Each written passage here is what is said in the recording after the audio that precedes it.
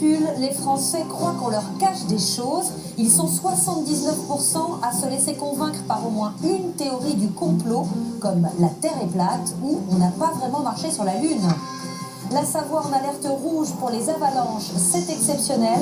Cela n'arrive qu'une fois tous les 30 ans. Nous serons en direct de Val d'Isère avec Denis Sébastien. Le Made in France reprend des couleurs, des entreprises rapatrient leur production dans l'Hexagone, elles relocalisent, nous verrons ce qui les motive. Cela fera 15 ans demain que la petite Estelle Mouzin a disparu en rentrant de l'école. Dans ce journal, le témoignage de son père qui s'en prend à l'enquête et à l'État. Comment une femme peut-elle être sûre que son collègue homme n'est pas bien mieux payé qu'elle, à poste égal? En Allemagne, elle pourra désormais demander à son patron le salaire de ce collègue et comparer. Et puis nous entendrons à la fin de ce journal France Gall, non pas chanter, mais nous parler de sa carrière, de son idéal, de sa vie, dans des archives inédites. Bonjour et bienvenue dans le 20h. Aujourd'hui, édition spéciale, nous retrouvons 3 experts de la menace terroriste. 3 ans après les attentats de Charlie Hebdo, la menace continue de peser sur la France. Ces événements ont altéré l'organisation ainsi que les moyens mis en place des services de renseignement pour la sécurité de notre pays. Ainsi, Elisa, Thomas et Agathe se sont réunis pour éditer un magazine traitant le sujet. Bonjour. Bonjour. Bonjour. Alors, dites-nous en plus sur ce magazine. Qu'est-ce qui vous a amené à écrire cet ouvrage? C'était l'idée d'Elisa. En effet, l'idée m'est venue lorsque, 1 an après les attentats du 13 novembre, je me suis dit qu'il était impératif d'informer les Français de l'avancée du combat contre le terrorisme et montrer que l'État ainsi que les services de renseignement ne restaient pas passifs devant cette menace. Je voulais montrer qu'il y a un réel travail dans l'intérieur des services de sécurité. J'ai donc été amenée à contacter Thomas et Agathe pour débuter les recherches et ce magazine. Et vous avez donc créé ces articles portant sur les services secrets? Qu'appelez-vous service secret en réalité? Je me permets de vous reprendre sur ce terme afin de mieux chercher à définir ce qu'est vraiment le renseignement. La profession souffre en effet d'une quadruple méconnaissance.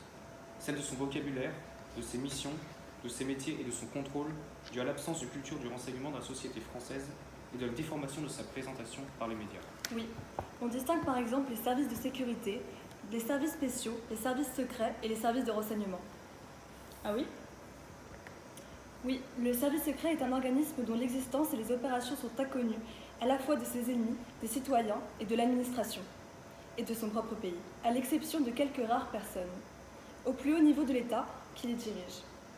L'existence d'un véritable service secret est devenue impossible dans les démocraties soumises au contrôle parlementaire.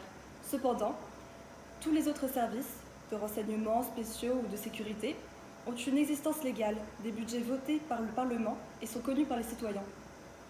La presse et les États étrangers, seule leur mission et la liste de leur personnel sont secrètes. Et quelles sont les différences entre ces 3 organismes?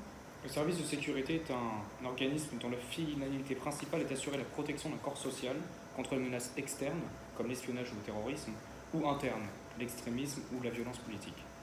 Le service spécial est en premier lieu un organisme chargé de pratiquer l'intervention clandestine sous ses différentes formes, politiques, psychologiques, économiques, paramilitaires et violentes.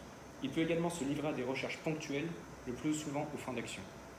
Et enfin, le service de renseignement est la pointe du diamant du dispositif de renseignement d'un État. Sa fonction est de se procurer les informations secrètes grâce auxquelles il sera possible de répondre aux préoccupations des autorités. La recherche est le vrai nom de l'espionnage, elle est par nature clandestine. D'accord. Merci messieurs pour cette précision. Quelles questions allez-vous donc traiter dans ce magazine? Nous avons décidé d'aborder le sujet sous 3 angles différents. Dans un premier temps, nous avons étudié l'évolution du terrorisme depuis les années 80, afin de mieux comprendre le contexte actuel. Dans un second temps, nous avons vu l'adaptation de services de renseignement qui découle de cette évolution du terrorisme.